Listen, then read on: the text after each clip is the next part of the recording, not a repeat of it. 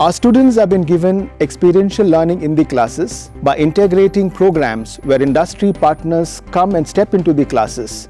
Myself, Dr. Ivan, the director of MIT Bengaluru. It's my privilege to formally introduce you to this department and the facilities that we have at MIT Bengaluru. We have very specific laboratories which help students take up their skilling to systems level integration.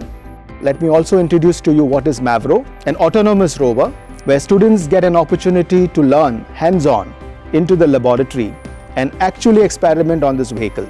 We also have programs revolving around their skilling and more to do with laboratories like Apple Lab. This takes care of students to take to their next gen advancements a complete end-to-end stitching of theory and laboratory. Are you looking at an international exposure? Yes, please come over. We have programs where you can be taken for a short stint and as much as a twinning program.